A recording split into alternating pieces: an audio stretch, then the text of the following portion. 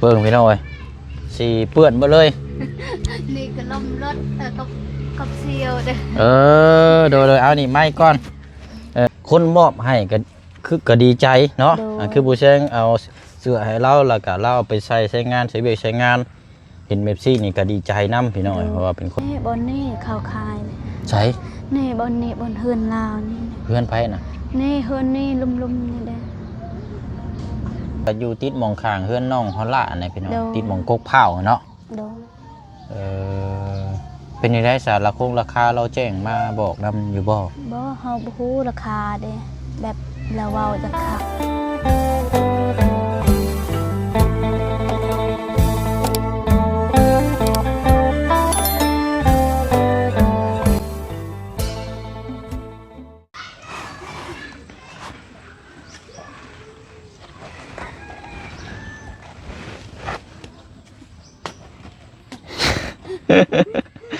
โอ้ยังไงบัดนี้พี่น้อยเปลี่ยนลมละบัดนี่พอแล้วเนาะเอาคือว่ายิ้มคือว่าหัวบัดนี่เนาะโดยเอาสบายดีเนาะเอาอีกแล้วเนาะกับพื้นแล้วนี่เอาออกบาดเดียวเลยบ่อันนี้นะโอ้โหพี่น้อยเบิ่งปาดโหดีๆอันนี้เนาะ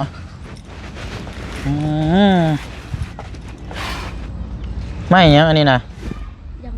ไม่ยังโบงโอ้ปาดหันหน้ามาพี่ก่อนหันหน้ามาพี่ก่อนเพิ่งพี่น้องเลยอายุไม่ดีก่อนก็ได้เอาเสื้อโบเชียงใส่มอบให้มือนั่นอันนี้แหละพี่น้อยของแท้เลยสังเกตเสื้อผ้าหน้าแพกก็ได้เนาะนี่คือคนเฮ็ดเวียกเฮ็ดงานพี่น้อยสังเกตเบิ่งเสื้ออาณาให้เราใส่มื้อนั้นยังโตใบไม้ยังคิวๆเลยพี่น้องยังบ่ได้ใส่มื้อนี้มอบให้อาณามอบให้แล้วมาเบิ่งมื้อนี้เจ้าหันหลังอยู่หลังเบิ่งพี่น้อยสีเปื้อนหมดเลยนี่ก็ลมรถกับเซียวเด้โดยเอานี่ไม้ก่อนเอาเดี๋ยวจังถามพูดคุยน้ำกันเนาะเข้ามาแล้วรอบเที่ยงบ่พบบ่เจอพี่น้องเอ้ยก็เลยน่าจะเป็นช่วงแรกก็เลยเข้ามานี่แหละพี่น้องเนาะโอ้ยเนาะเอาสบายดีเด้อพี่น้องเนาะสบายดีพี่น้องและสวัสดีนำกันเบิดสุขุสุคนพี่น้องเนาะพบเจอกันคือเก่าคือเดิมบ่ได้มา1 มื้อเนาะเมื่อวานนี้บ่เชียงว่าสิเข้ามาตอนแรกมาบ่ทันพี่น้องเอ้ยก็เลยมื้อนี้เข้ามามื้อนี้เนาะทางปลุง FC ก็ถามเข้ามาลายอยู่พี่น้องเอ้ยเพราะว่าเมื่อวานนี้บ่ได้เข้ามาก็เลยนี่แหละมื้อนี้ก็เข้ามานำกันก็เป็นจึงได้หากะมาบ่โดยไปกับเซียวเลยนี่เนาะไปเอาแห้งซอยเซียวบ่มื้อนี้แต่ว่านี่ไดไปส่งโดยไปส่งแห้งนี่เมื่อวานนี่เซียวมาซอยเจ้าโดยมื้อนี้ไปเจ้าไปส่งบัดนี้โดยไกลอยู่บ่สวนอยู่ไสไกลอยู่พุ่นทางก็ยากคันว่าอยู่แถวใกล้นี่สิตามไปเบิ่งอยู่อันนี้ว่าไก่ครับเนาะบ่ไหวแล้วสาวพี่น้อยเนาะไปรถจักรน้ำเชี่ยวหันบ่ซ่อนกันไป2 คนโดยแบบเฮาปีนี้มีเท่านึงขับรถได้สิล่มเจ้าก็ขับรถจักรเป็นอยู่บ่ล่มเด้มื้อนี้น่ะขับรถจักรแล้วล่มโดยปางางมื้อนี้ง่ายปางางเลยโดยเดี๋ยวเอามันยังแบบนี้ล่มโดยแบบบ่มีรถได้เจอ10 ปีมีเท่านึงขี่รถจักรได้10 ปีมีเท่านึงจะเราว่าโอ้ย10 ปีมีเท่านึงมี10 ปีแล้วขับเท่านึงโดยแบบนี้แต่ว่าเจ้าก็ขับได้อยู่เนาะได้แต่ได้โดยได้แต่น้อยได้แต่ว่ายังบ่แข็งแรงมือยังอ่อนอยู่เนาะคันสิว่าก็เพราะว่ากระสู่คนที่ขับเรื่อยๆบ่ได้หรอกเนาะเจ้าคือบ่ให้น้องอ่อนขับใช่เมื่อกับนางอ่อนอีกขับเด้เจ้าขับแล้วน้องอ่อนซ้อนโดยล้มเลยบาดนี้โดยปูทูดีเนาะเฮายิ้มตลอดเลยข้างหลังเด้อยู่ข้างหลังเฮายิ้มตลอดคือว่ายิ้มว่าลมตลอดรถเด้ทางยากไอ้ลิเป็นยังไงบ่ได้เจ็บหลายปานใดแล้วว่า ใครอยู่ซะเนาะ โดยหมดเลยข้างล่าง เบิ่งหันมาอีกเด้อฮะเบิ่งเนาะตัวหนังสือเลขกันสิบ่เห็นพี่น้องเอ้ยเสือแล้วเนาะเอาดีแล้วเนาะนี่พี่น้องคนมอบให้ก็ดีใจเนาะคือผู้แซงเอาเสื้อให้เราแล้วก็เราเอาไปใช้งานใช้เวกใช้งานเห็นเมปซี่นี่ก็ดีใจนํพี่น้องเพราะว่าเป็นคนขยันอยู่แล้วก็เลยเฮาบ่เห็นเมปซี่มันขาดมันเปื้อนก็บ่สิลายแล้วพี่น้องขอให้ใช้แล้วก็เฮ็ดเวียกเฮ็ดงานเมปซี่ยังดีใจเนาะถูกต้องแล้วแบบนี้พี่น้องก็มื้อนี้ก็มาแต่เวียกเราก็เนาะอันนี้ครับเพิ่นคือเก่า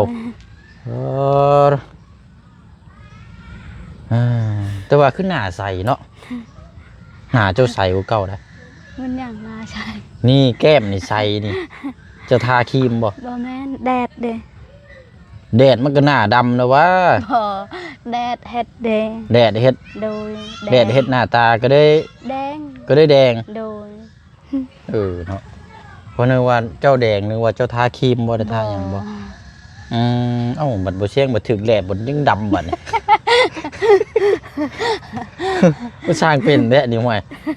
มันจะไปตากแดดอยู่ใช้แดดอยู่มุมใดเจได้อันนี้คือคักแท้ไปตากแดดหน้าแดงหุ่นๆไปเชียวไว้คักก็ได้พี่น้องเอ้ยอันนี้บัดเฮาไปตากแดดยังได้หน้าแหล่ก็ตรวจอยู่ลำปี้ๆอยู่บ่ได้แล้วแบบนี้เนาะเดี๋ยวเรายังเป็นสาวนะพี่น้องคันสิว่ากันเนาะ เป็นชาวแหละกะเทาเป็นชาวนะ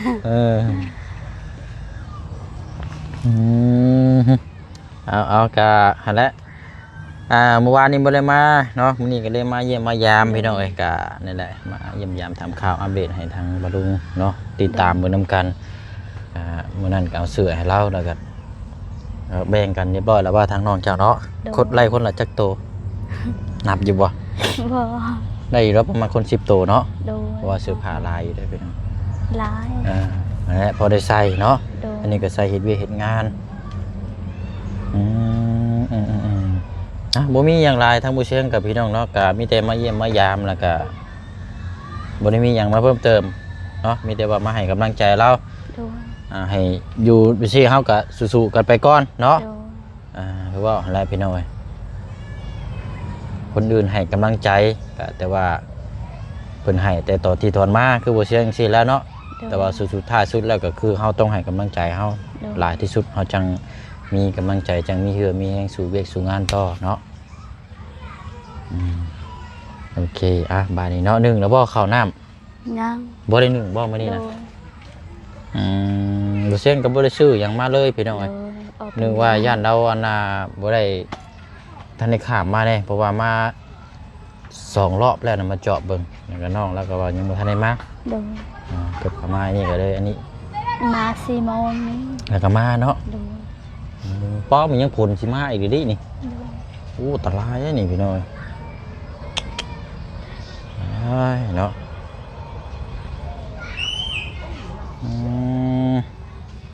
ผลมาแล้วนี่พี่น้อยนี่แหละนี่เนาะเดี๋ยวให้เราเลี้ยงอันนี้ก่อนพี่น้อยเบิ่งคือเก่าแล้วเนาะพื้นนี่ได้ใช่ไหมยังไงผ่าบัดบ่นี่นะ บ่แม่นอูนะ โดยเอามาปิดอันนี้บ่ โดย ปิดทางเข้าทางประตูเนาะ โดย ปิดกั้นเนาะเอาโอเคนะพอได้อันนี้เนี่ยจังน้อยไปใช้แหละคันจ้องอยู่นี่เจ้าของมาเอาแล้วบ่ ยัง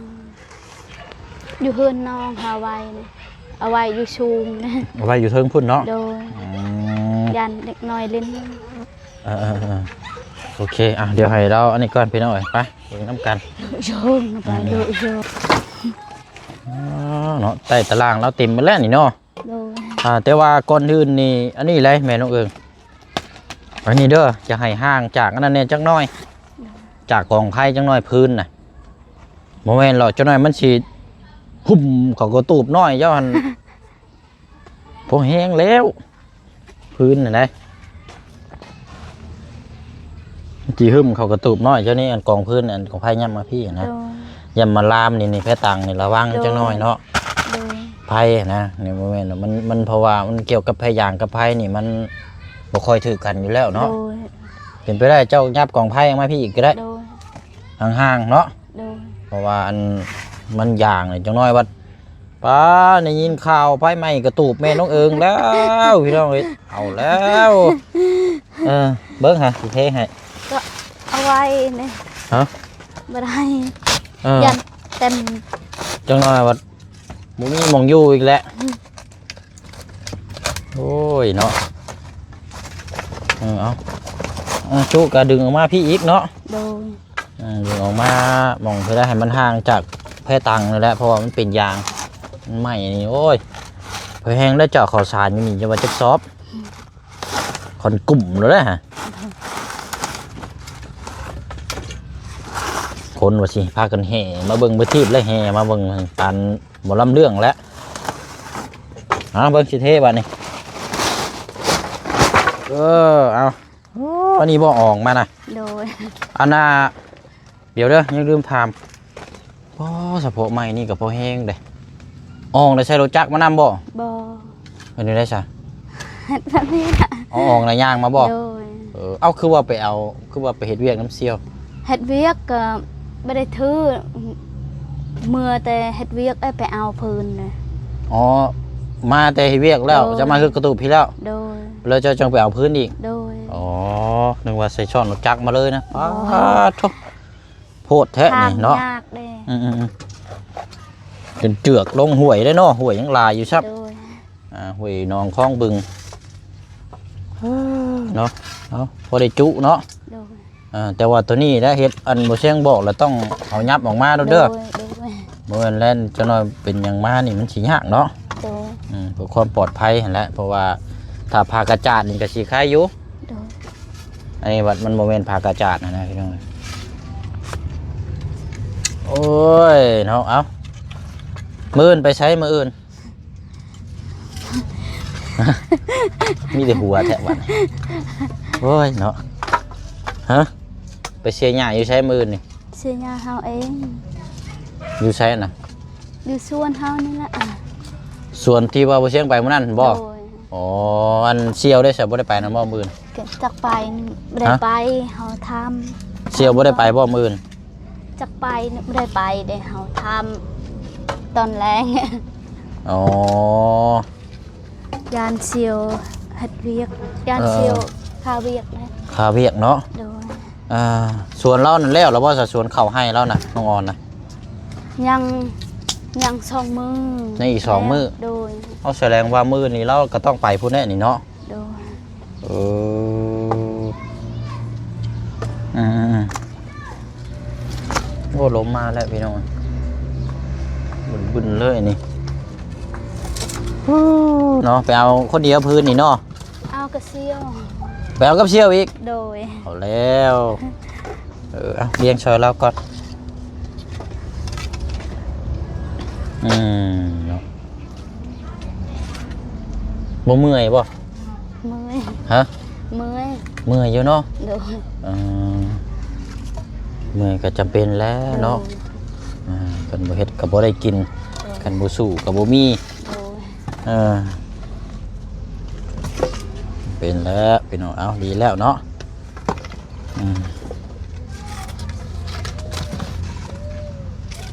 ยานยากเพิ่นตกมาเด้ พื้นนี่ได้ โดย คันฝนตกนี่ไปเอาบ่ได้บ่ โดย ลำบากเนาะ โดย อันเรื่องถามมันมีทีมงานเขามาหาอยู่บ่แม่นเอิ้ง บ่ บ่มีบ่ โดย เอา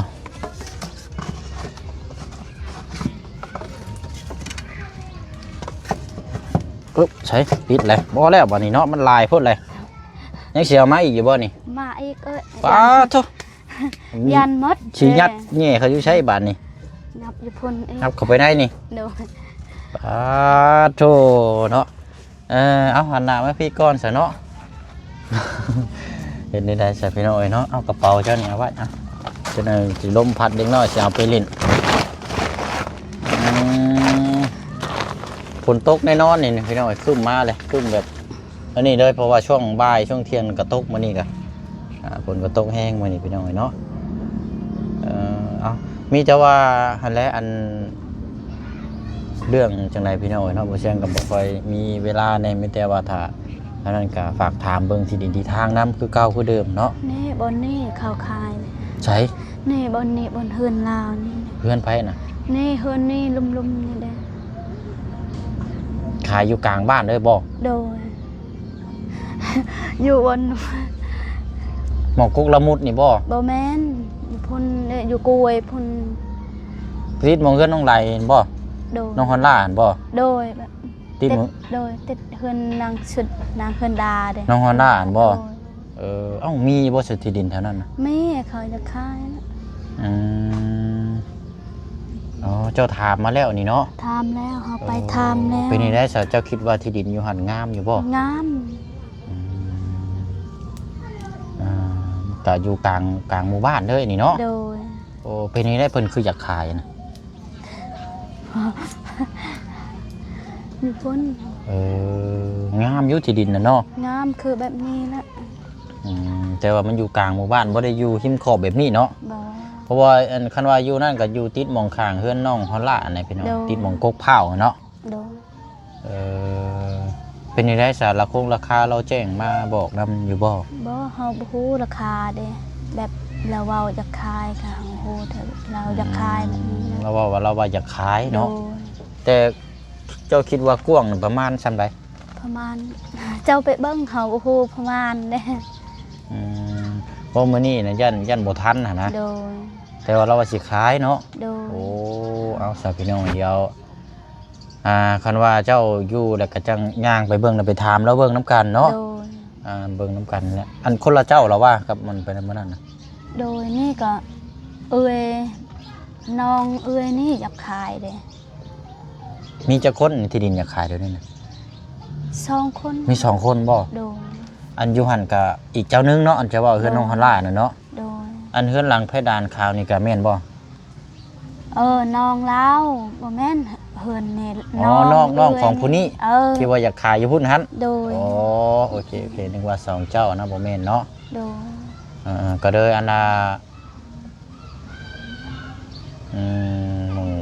จะว่าอยู่แถวคันเชื่อว่าก็คือหาหน้ามาชื่อหน้าอีกเนาะ โดย อยู่หันก็งามอยู่พี่น้องไอ้ที่ดินอยู่หันก็แต่ว่าเฮาบ่ฮู้ว่าราคาเท่าไหร่เนาะ โดย เอาเดี๋ยวจังว่ากันเนาะคันว่ามื้ออื่นเจ้าว่างก็เดี๋ยวบ่เชิงสิชวนเจ้าแล้วกลับไปถามแล้วเบิ่งเนาะ โดย ว่าราคาเดี๋ยวกวงยาวเท่าไหร่ให้พี่น้องเบิ่งนํกันนั่นแหละพี่น้องเนาะแต่ว่ามันแพงมันอยู่แบบกลางหมู่บ้านนี่เด้นี่นะพี่น้องเอ้ยอันที่ว่าก็แต่ว่ามันบ่งามบ่โอเคก็เฮาก็จังหาหม่องไม้เนาะ โดย หรือว่าหมู่นี้โอเคแล้วราคาตามเหตุตามผลแล้วพอได้อยู่กับเพื่อนอยู่ซ่านอยู่กับลูกเต้าก็อยู่หันเลยเนาะ โดย โอเคเอาจังว่ากันเนาะบ้านนี่ลมมาแล้วนี่พี่น้อย เฮายานดมนี่แหละ เจ้านอนบ่แรงนี่ โดย คันว่ามันบ่คือนี่เจ้าก็ผู้แรกไปเฮือนใหญ่เด้อ โดย ไปเฮือนนั่นน่ะเฮือนน้องเจ้านี่ละหลังใหญ่อยู่เนาะมันลมแห้งแล้วมันอุ้มกระตูบเจ้าไปนี่แหละมากันดู ปะเฮือนเจอยานเขารักเขาเลย ว่าวันแรกกลางคืนนั่นแหละมันลมไปสิได้หอบลูกเต้านี่เผื่ออยู่เพื่อนใหญ่ก่อนก็ได้มันจะลมพัดมานะนี่เราจะมันปิวมันพังไปนี่แหละอันตรายนะพี่น้อยเนาะฝนมาเลยเนาะเอามีแต่ว่าอันแม่น้องเอิงอันเรื่องเขาน้ำซ้ำปลานี่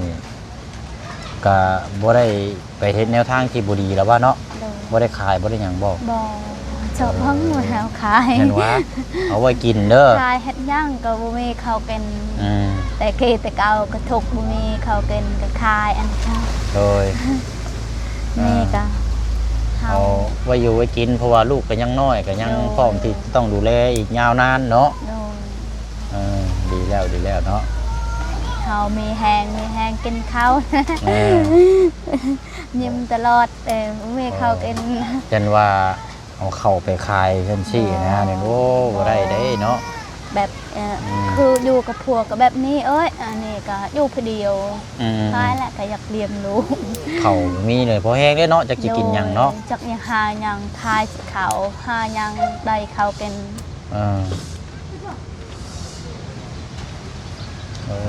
เนาะเอาโดยเนาะเบิ่งก่อนซะโอ้ยบ่ได้ซื้อหยังมาได้ โดย ได้ยังสิเฮ็ดกินแรง กินมีนี่แหละ บะหมี่เนาะ โดยกับไทยยัง เอาโอเคซะเนาะมีแต่ว่าโอ้ยพี่น้อยเอาลุกมาก่อนก็ได้มันพาผลมาแล้วพี่น้อย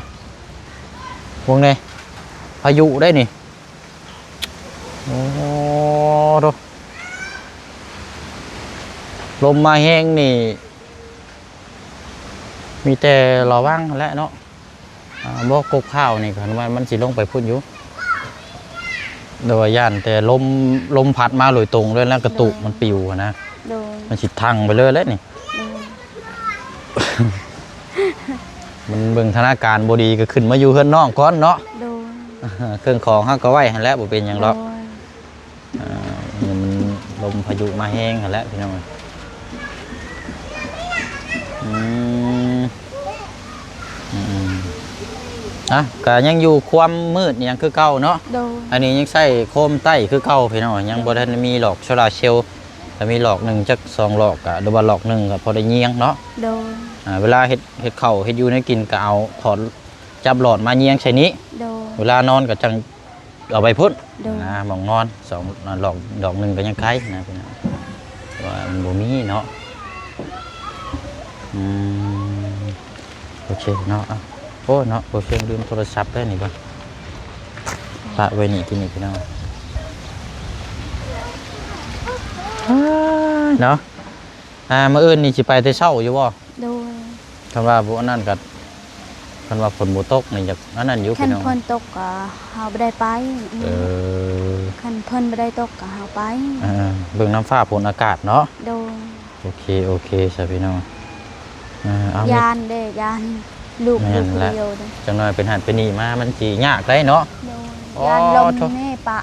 ะคนเดียวลูกเด้ โทษดิเนาะนี่เนาะลม โดย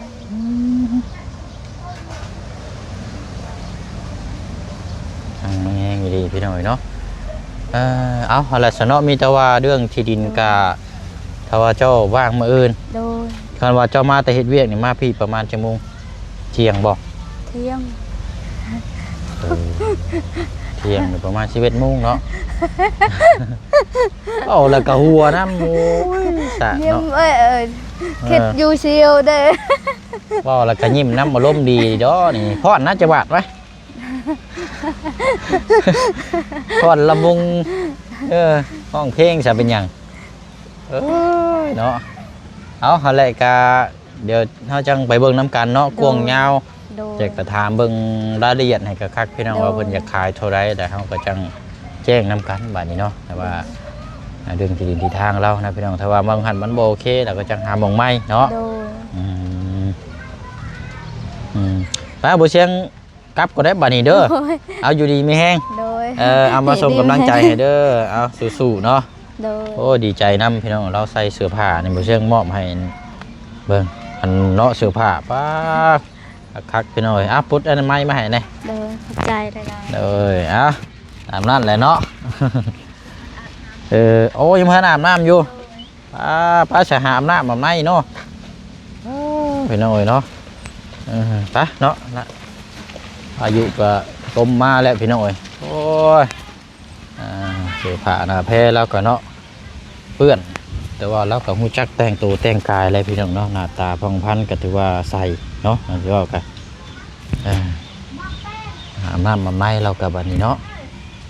มีแต่ว่าได้คำตอบเรื่องที่ดินที่ทางทวันนั้นเขาก็จังไปเบิ่งไปพูดไปคุยน้ำกันอีกเนาะพี่น้องเนาะวันนี้มาเยี่ยมมายามมาอัปเดตให้ทางปดุงFCเฮา